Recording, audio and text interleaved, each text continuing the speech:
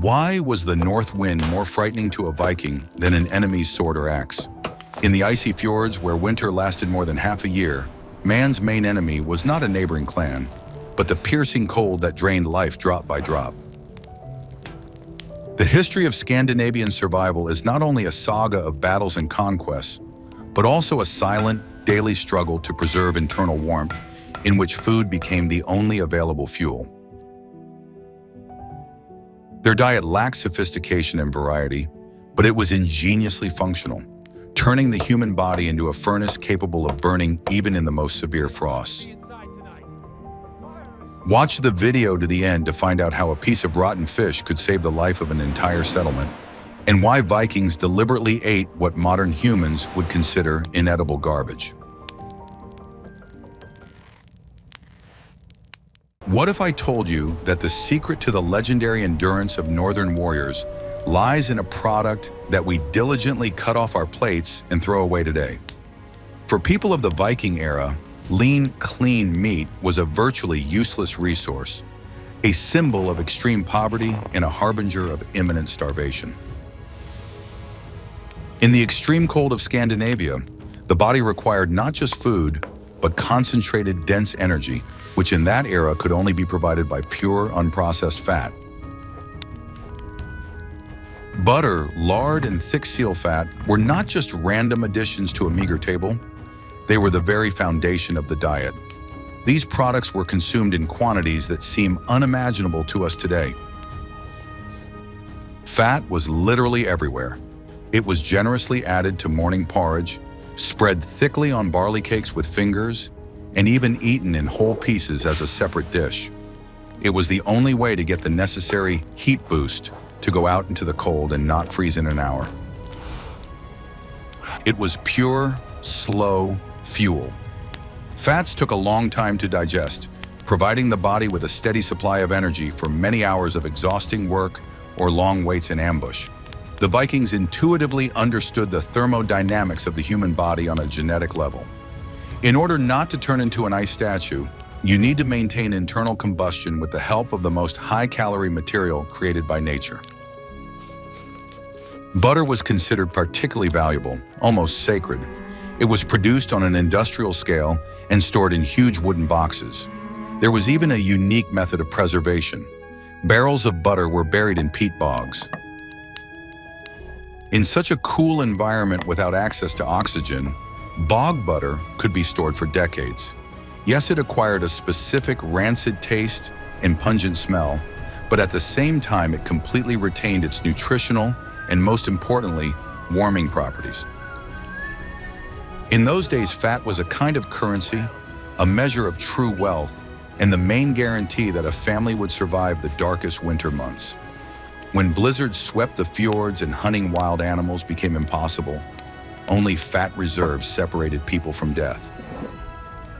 Refusing to eat fatty foods in those days would have been tantamount to voluntary and slow suicide, as a thin body, deprived of its subcutaneous layer, was physically unable to retain internal heat in the face of icy winds.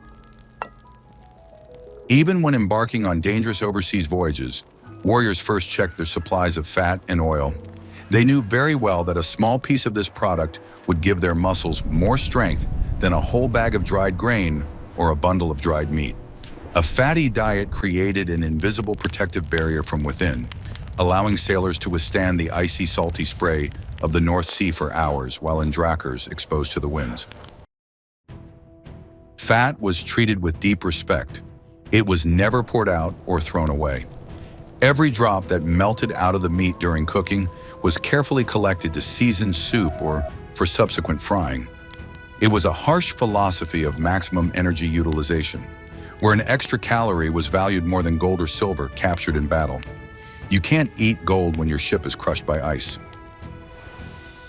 It was precisely this abundance of saturated fats in their daily diet that gave the Vikings their frightening physical strength and incredible resistance to cold, which so terrified the inhabitants of warmer European countries. Their bodies were perfectly adapted to processing heavy, dense food, instantly converting it into muscle power and heat energy. Modern dietetics obsessed with counting calories would be horrified by such a menu. But for the people of the North, it was the only way to cheat death and survive the endless winter. Do you think modern humans could adapt to such a diet? Or have our bodies irrevocably lost the ability to handle such extreme energy charging? In the next chapter, we will explore another culinary secret of the Vikings. You will learn about a soup that could be cooked for weeks without removing the pot from the fire. Want to know how the eternal soup worked? Are you ready to learn the truth about a dish that was started once and eaten throughout the endless northern winter? In the very center of each longhouse, directly above the open stone hearth, a huge cauldron hung on a massive iron chain. It was almost never taken off the hook, and most surprising to modern people, was never washed to the bottom. This soot-blackened vessel contained a stew that had become a true symbol of home comfort and stability for Northerners. A thick, incredibly rich soup whose taste and aroma changed every single day. The principle of the eternal cauldron was to methodically and constantly add fresh ingredients to replace those that had already been eaten during the day. The contents of the cauldron were never thrown away, and the broth was never completely drained. Literally, everything that could be obtained in the forest, sea, or on the sparse fields was thrown into the bubbling, rich broth. Large pieces of fatty meat, scraps of dried fish, forest roots, barley grains, wild onions, and even salted seaweed. This created an incredibly thick, concentrated broth in which the aromas of hundreds of different products blended into a complex, indivisible range of flavors. It was believed that the longer such a soup lived, the richer and healthier its composition became. The fire under the cauldron was kept burning day and night, preventing the broth from cooling below boiling point, which prevented food spoilage and turned the cooking process into a continuous life cycle. This cooking method allowed the Vikings to save a tremendous amount of precious wood fuel and time, relieving the hostess of the need to build a fire and boil water from scratch each time. Hot food that burned the throat was available at any moment. This was critically important when a wounded warrior or a chilled hunter returned from the freezing cold, frozen to the bone. A cup of such thick broth instantly warmed the blood and restored the will to live. Over time, the consistency of this dish became more like a thick paste or viscous porridge than soup as we understand it today. The liquid constantly boiled away, leaving only the essence of the ingredients. Thickness was the main indicator of quality and prosperity in the home.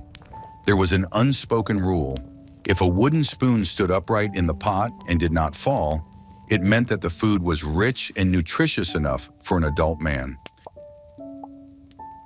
At the bottom of the pot, a layer of completely boiled bones, cartilage, and grains accumulated over months of cooking.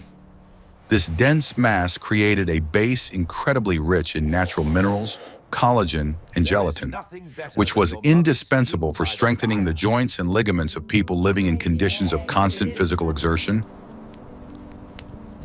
This was the oldest form of slow cooking, which allowed even the toughest cuts of meat and coarse wild fruits to be used to their fullest potential. The Vikings firmly believed that such soup transferred to a person the combined power of all the products that had ever been in this cauldron during the winter, preserving the energy of all the previous days. Interrupting the cooking cycle, when the pot was empty and cooling down, was considered an extremely bad sign, foreshadowing the decline of the family. This was only allowed in exceptional cases, when moving to a new place or during a general cleaning of the hearth before the big spring holidays. It was this thick brew that often became the first solid food a child tasted after its mother's milk, and it was also the last earthly comfort an old man tasted before departing for Valhalla. The eternal cauldron was the true heart of the home, the main source of warmth and vitality around which the entire existence of the Scandinavian family revolved during the harsh winter months. However, even the hottest and most nutritious soup could not accompany the Vikings on their famous sea voyages. On board a drakkar in the open sea, lighting a fire was practically impossible and deadly dangerous. In the next chapter, you will learn what technological secret allowed the Northerners to preserve food using only the icy wind, turning fish into a product that could be stored for decades. Guess how long it took the harsh northerners to turn their fresh catch into a product that could be stored for decades without a single grain of salt?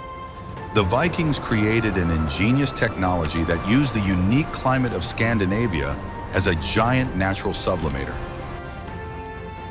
They learned how to turn soft fish into something with a density reminiscent of seasoned wood.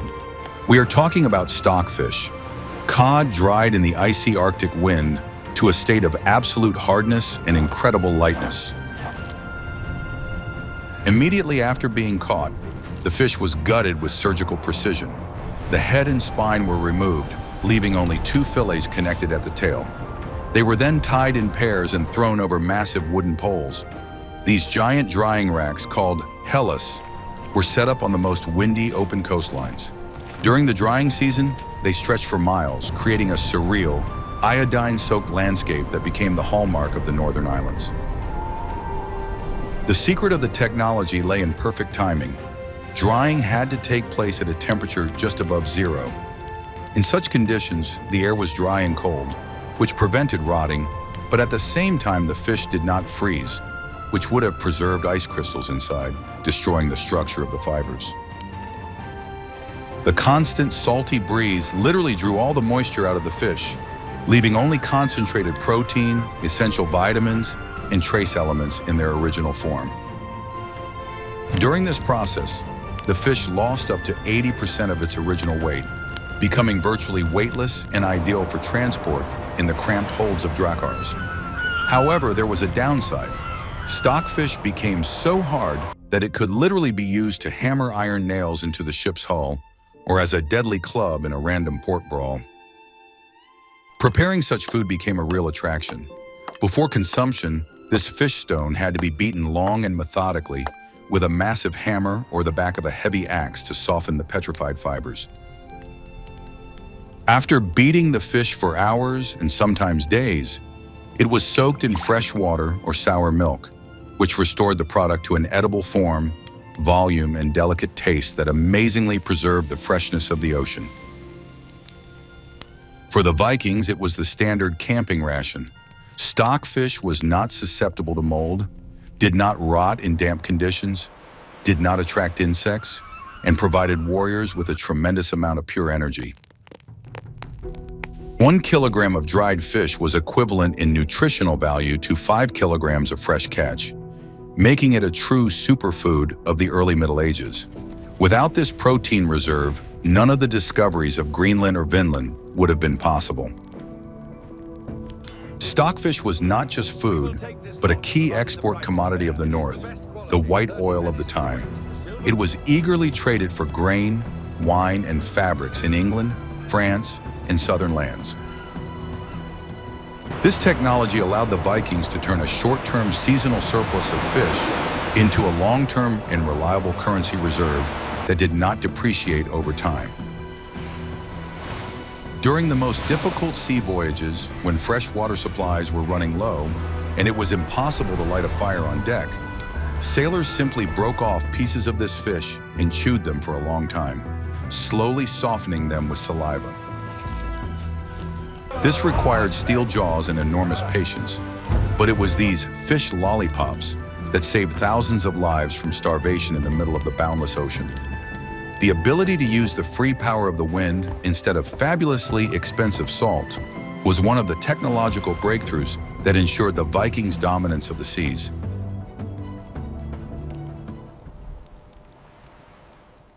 What if everything you have been taught in the modern world about food freshness lost all meaning in the conditions of the North and turned into a dangerous misconception?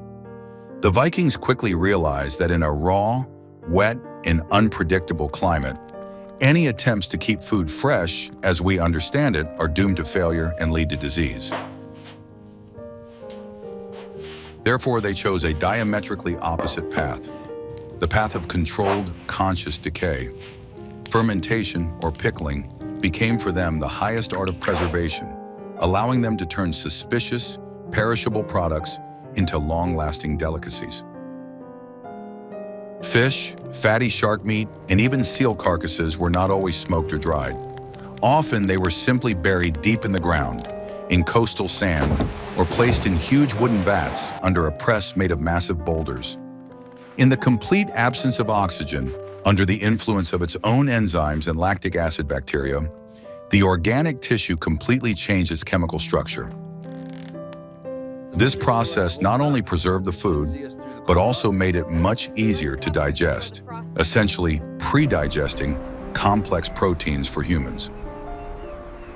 In addition, during fermentation, the food was enriched with new B vitamins and valuable probiotics, which played a critical role in preventing scurvy and maintaining immunity during the winter. For Vikings, rotten meat was not a sign of poverty, but a guarantee of health. The famous harshest, meat from the giant Greenland shark, is the most striking and extreme example of this cuisine, born out of pure necessity. The fresh meat of this fish is deadly poisonous due to its excessive urea content. But after several months of maturing in an earthen pit, the toxins broke down, turning the dangerous carcass into a valuable source of calories. Without this method, the ocean's vast resources would have remained inaccessible to humans.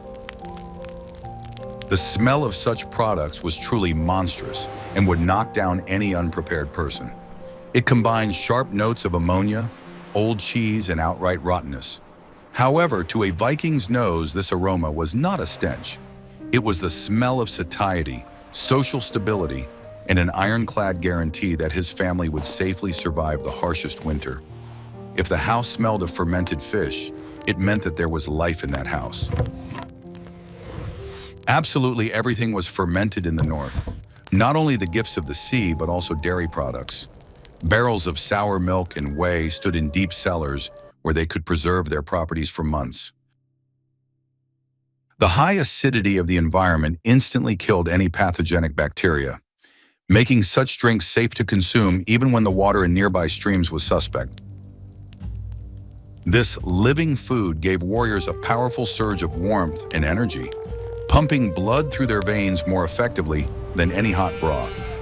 Over time, the specific pungent taste of fermented products came to be considered exquisite and piquant, becoming an integral part of the cultural code of the northern peoples. It was thanks to their fermentation skills that the Vikings were able to take huge reserves of protein with them on long, autonomous voyages.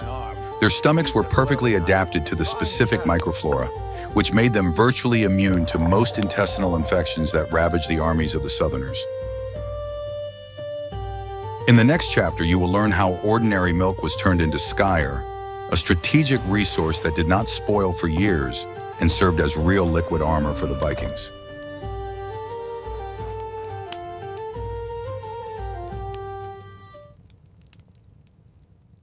A product that many modern people mistakenly consider to be just a trendy Icelandic yogurt was a strategic resource for survival and a real staple of the harsh Vikings diet. Skyr is not just a type of cottage cheese, or sour milk, but the result of a milk processing technology that was extremely complex for its time and aimed at maximizing the preservation of valuable protein. Unlike Southern peoples who preferred fatty dairy products, the Vikings acted extremely rationally. They separated the fat cream to whip valuable butter, and from the remaining skim milk, they created a thick, sour, and incredibly nutritious mass. The process of making Skyr was an ingenious way of preserving milk, which when fresh, could only be stored for a couple of days in a camp or farm. With the help of a special starter culture, Skyr bacteria, the secret of which was carefully passed down from generation to generation, milk was turned into a thick, dense curd. The resulting mass was then pressed through a cloth for a long time to remove the whey until it acquired the consistency of soft wax.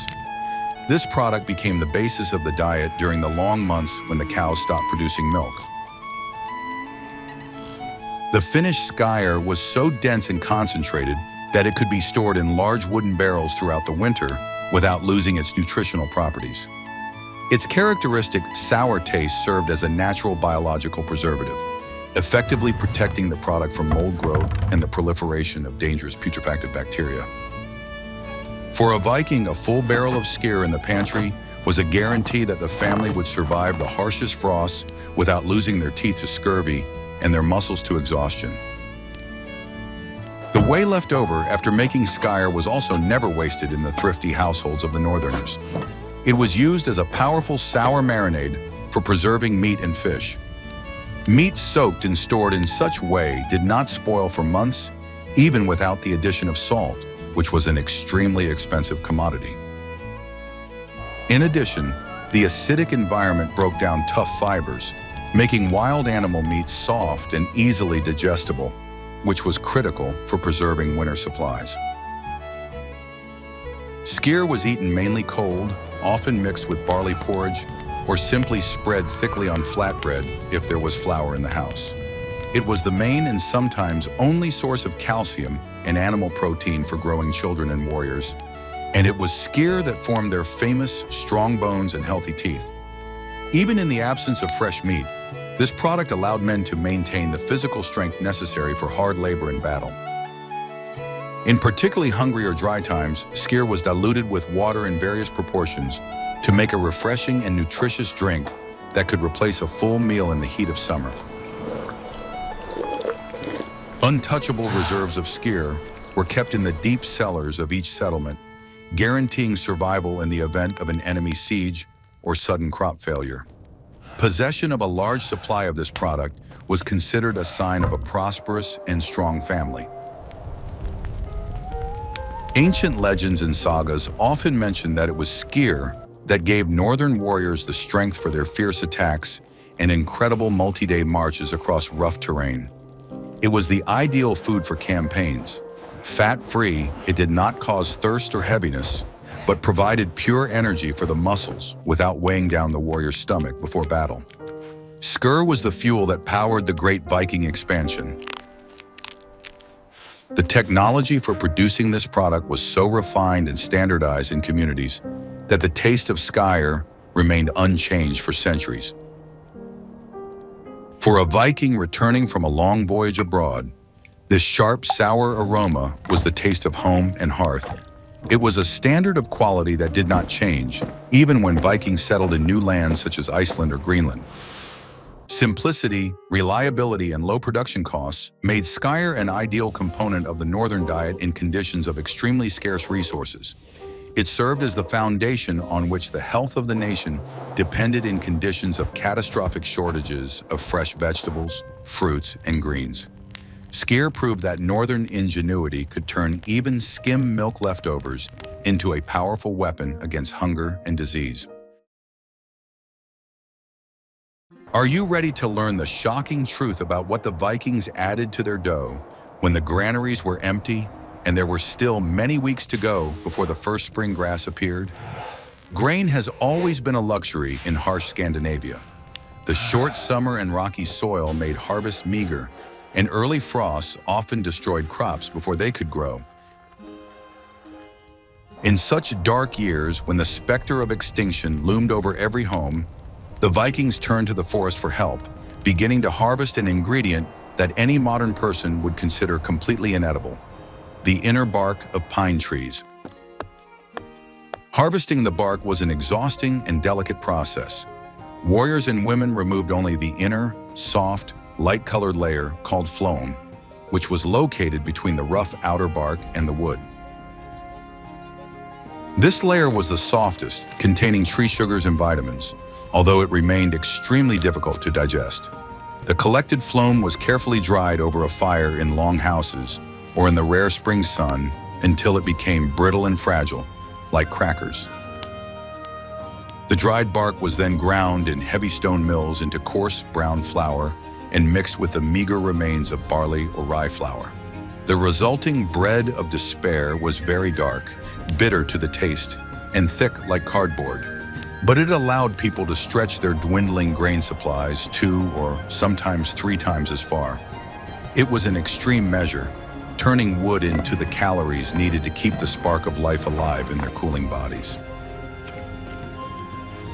Such bread was incredibly heavy on the human stomach and often caused pain, but it gave people that very feeling of satiety and fullness, albeit deceptive.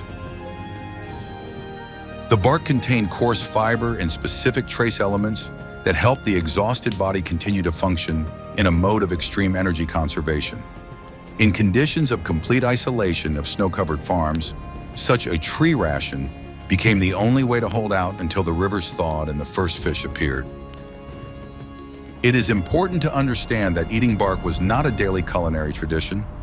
It was a clear marker of a deep crisis and a signal to the entire community that winter had dragged on excessively. However, it was precisely this harsh ability to literally make food from the forest that saved thousands of lives during the great famines that periodically decimated the population of the northern lands. The Vikings did not give up where other peoples simply lay down and died. They sought food where it seemed to be non-existent. Experienced elders knew exactly which trees to choose, and at what time of year the bark became most nutritious and least toxic to humans. This knowledge was part of the vast science of survival in an extreme environment, where the forest was seen not only as a source of firewood or building materials, but also as a last reserve of food. Choosing the wrong tree could lead to poisoning, so the technique for preparing the bark was strictly adhered to. Bread with added bark required very long and thorough chewing, which also helped psychologically to deceive the exhausting hunger, creating the illusion of a long and full meal. To improve the taste of the wood a little, dried forest berries, grated Icelandic moss, or crushed herb seeds were often mixed into the dough. This turned the bitter flatbread into something resembling food that could be swallowed without grimacing. Modern archaeologists have found clear traces of wood flour in the stomachs and teeth of people from that distant era, which fully confirms the widespread and regular nature of this practice. For the Vikings, it was a symbol of their unyielding will. Their motto was, "If the rocky ground does not give us bread, we will take it by force from the ancient forest." It was a struggle for existence, elevated to the rank of supreme skill. Even in relatively prosperous and well-fed years, a small amount of crushed bark could be added to flatbread as a preventive medicine. This served as a constant reminder to younger generations that the line between satiety and starvation in the north always remains very thin. The forest was always nearby, ready to either kill the traveler with cold or save him with its bitter bark. But bread, even such unusual bread, was far from the only source of necessary calories. The Vikings were true masters at obtaining energy in liquid form. In the next chapter, you will learn why properly brewed alcohol was much more important and safer for northerners than pure running water from a stream. Contrary to popular modern belief, Vikings did not consume ale and mead solely for entertainment, feasting, or intoxication. In the harsh conditions of the early Middle Ages, with a complete lack of knowledge about microbiology, and in conditions of total unsanitary conditions, weak naturally fermented alcohol was the safest and most caloric drink. Clean water in large settlements and temporary camps was often contaminated with sewage, and in winter, obtaining water by melting snow required a huge amount of scarce fuel. The process of brewing ale, which involved boiling, effectively sterilized the liquid, making it safe for even children to drink. The ale of that time was radically different from the modern transparent, filtered, and carbonated beer. It was a thick, cloudy, and extremely nutritious substance, which in its consistency resembled liquid oatmeal or thick kvass more than the drink we are familiar with today. Due to the lack of fine filtration, it contained large amounts of malted grain particles, active yeast, and traces of medicinal herbs. This turned every sip into a full meal, rich in easily digestible carbohydrates, B vitamins, and amino acids. This composition was vital for maintaining internal metabolism and warming the body in icy winds. Vikings often started their morning with a mug of warm ale, using it as a source of quick energy before exhausting physical work at the shipyard or in the fields. The warm drink, to which a spoonful of oil or spicy roots was sometimes added for satiety, instantly warmed the internal organs, dilated the blood vessels, and dulled the feeling of accumulated fatigue. This allowed warriors and rowers to remain productive throughout the long daylight hours when a full meal was not possible. Ale was brewed mainly by women, and every experienced housewife was proud of her unique recipe. Since hops did not become widespread in Scandinavia immediately, grut, a mixture of wild herbs such as juniper, yarrow, wormwood, or bog myrtle, was used as a preservative and flavoring agent. These plants had powerful natural antiseptic properties, further disinfecting the brew and strengthening people's immunity before the cold season. Mead created by fermenting precious wild honey was much stronger and more expensive to produce, so it was reserved exclusively for ritual feasts and special celebrations. It was considered a sacred drink of the gods, bestowing poetic inspiration and supernatural powers.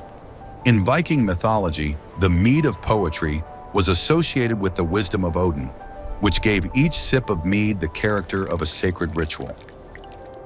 Alcohol also served an important psychological function, helping people cope with the oppressive pressure of the long polar night and the forced confinement in communal longhouses.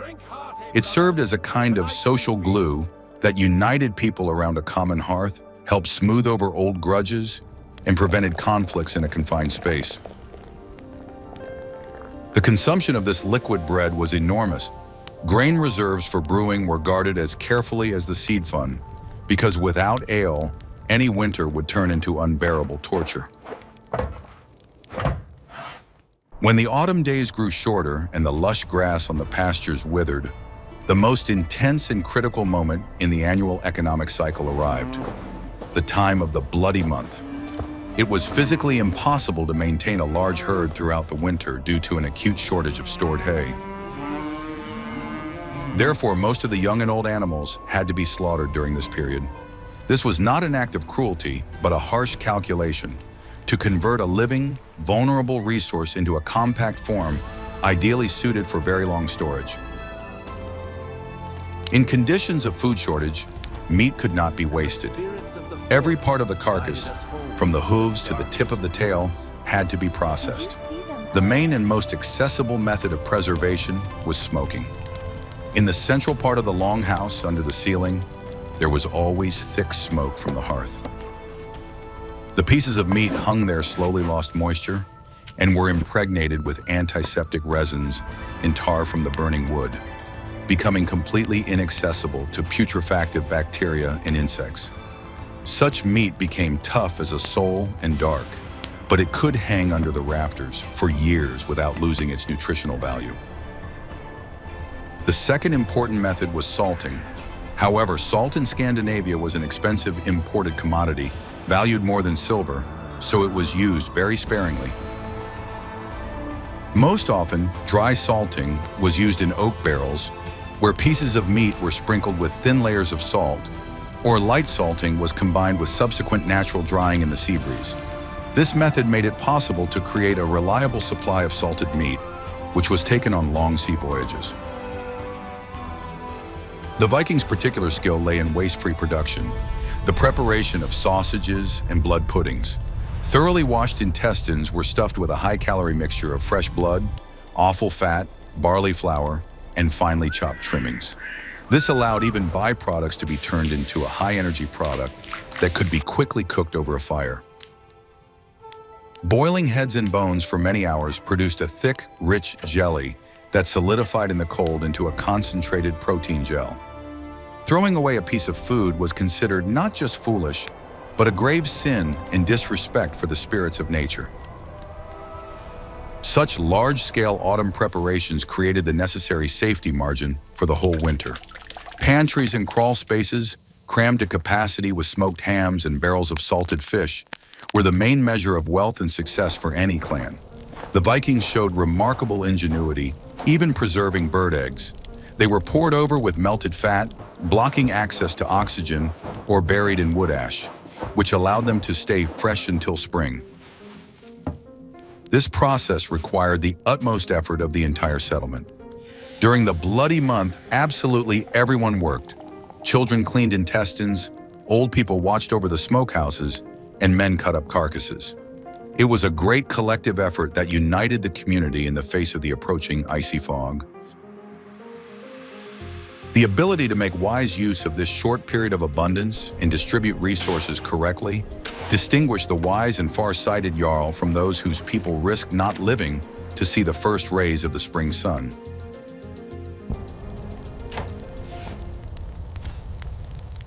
The Vikings' long sea voyages, covering areas from the coasts of America to the sands of North Africa, would have been physically impossible without a specially designed diet.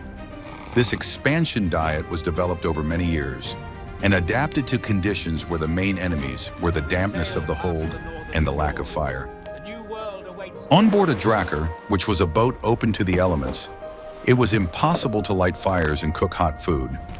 It was too dangerous for a wooden vessel and extremely inconvenient in such cramped quarters. Therefore, the Vikings' dry rations became a true masterpiece of medieval food minimalism, where every calorie was calculated and packed for survival. The basis of this strategic reserve was the legendary hardtack, so-called stone bread. These were dense, heavy cakes made from coarse flour and water, which were dried in ovens to the consistency of ceramic tiles. Such bread contained almost no moisture, which made it immune to mold and allowed it to be stored in leather bags for almost indefinitely. However, it was impossible to bite into it when dry. An attempt could cost a warrior his teeth. Hardtack was eaten by soaking it in water, ale, or whey for a long time until it turned into a nutritious porridge. The second critical component was dried meat and fish, particularly cod, which became as hard as wood after drying in the sea breeze. These foods were incredibly light, which was crucial for the logistics of the drakkar, where every extra kilogram affected the draft and speed. When chewed thoroughly, these fibers swelled in the stomach, giving the warrior a long feeling of fullness and providing the muscles with the protein necessary for many hours of rowing. In addition, the Vikings always took with them supplies of forest nuts and dried berries, such as blueberries or lingonberries. This was a kind of pocket food, the prototype of modern energy bars. Nuts provided fats, and berries provided fast carbohydrates and vitamins, preventing fatigue while rowing or standing watch in the icy fog.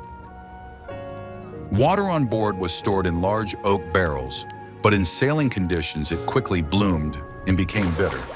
Therefore, it was used sparingly, mainly for cooking porridge during rare landings. The main drink remained sour ale or whey. Thanks to their acid and fermentation products, these liquids stayed fresh much longer than water and served as an additional source of energy. Another journey complete. The diet was strictly calculated to maintain the strength of the rowers, who burned thousands of calories a day. It was a monotonous, tasteless, and harsh diet, devoid of the slightest excesses, but it perfectly ensured the functionality of the body in extreme conditions. It was this food autonomy that allowed the Vikings to cross oceans and suddenly appear where no one expected them, without being tied to supply ports. Often, the goal of raiding coastal villages was not gold at all, but the capture of livestock and grain, the fuel that allowed them to continue their military campaign. Get them to the boats! Faster, you lazy beasts! The Vikings did not know or understand the 3 meals a day with snacks and desserts that we are accustomed to. Their diet was harsh and completely subordinated to the rhythm of daylight hours and hard physical labor. There were 2 main meals, morning, dagmal, and evening, natmal. This schedule allowed them not to waste precious time and fuel on cooking in the middle of the day, when every minute counted, especially in the short northern summer or winter twilight. The morning meal, dagmal, took place a couple of hours after waking up, when some of the farm work had already been done. It was a functional breakfast, often consisting of leftovers from the previous evening's dinner, cold porridge, a piece of bread, and a mug of sour milk or weak ale. Damal provided an initial burst of energy, but was light enough not to cause drowsiness. A Viking had to rise from the table ready for battle or plowing, not for a midday rest. The evening meal, natmal, was the main social and biological event of the day. When the sun went down and all work was done, the family and the household gathered around the hearth in the longhouse. It was at this time that hot gruel, A thick soup made of meat, fish, and roots was taken out of a large cauldron. This was a time to replenish calories when people could eat their fill, feeling the warmth of the fire and the safety of the walls. It was during the Nathmal that plans were discussed, sagas were told, and important decisions were made. This regime trained the body to be metabolically flexible, the ability to function effectively during periods of prolonged fasting between meals. A Viking could easily go without food for a day or more if circumstances required it, such as hunting, a prolonged chase, or sea battle. Complaining of an empty stomach or demanding food outside of the designated time was considered a sign of weakness and unworthy behavior for a man. However, during religious holidays or victory feasts, this strict order was replaced by unrestrained abundance. Feasts could last for several days in a row, turning into a form of food accumulation when people ate and drank excessively, seeking to build up fat reserves in their bodies before the coming cold weather or difficult times. The ability to quickly switch from extreme asceticism to feasting and back again was an important psychological trait of the northern character. Children were taught iron patience from an early age. They knew that food was a sacred gift from the gods and the result of hard work, so begging for food or acting up was strictly forbidden. Silence and respect reigned at the table. Food was a serious matter, essential for life itself. Each family member had their own wooden bowl and spoon, which they treasured for years. The knife remained a universal tool. With the same blade, a Viking could slay an enemy in battle, and in the evening, neatly cut a piece of dried meat for his supper. This discipline of the stomach became the foundation of the biological sustainability of the people. It shaped a culture where food was not entertainment, but a tool of power over one's own body. It was this internal order that allowed the Vikings to maintain clarity of mind, sharpness of vision, and unwavering strength of spirit in the most hopeless situations when supplies were running low. We have seen that Viking cuisine was not a restaurant, but a laboratory for survival in extreme conditions. Every crumb of bark bread, every sip of sour ale, and every piece of dried fish had a clear purpose: to provide warmth and strength. They did not fight nature, but used its laws, turning cold, wind, and bacteria into their allies to preserve food. Their diet may seem wild and repulsive to us, but it was perfectly balanced for the life they led. This is a story about how human genius finds a way out even where, it would seem, only starvation awaits. What did you find most extreme on the Viking menu? Rotten shark or bread made from wood? Share your opinion in the comments and be sure to subscribe to the channel so you don't miss new journeys into the past.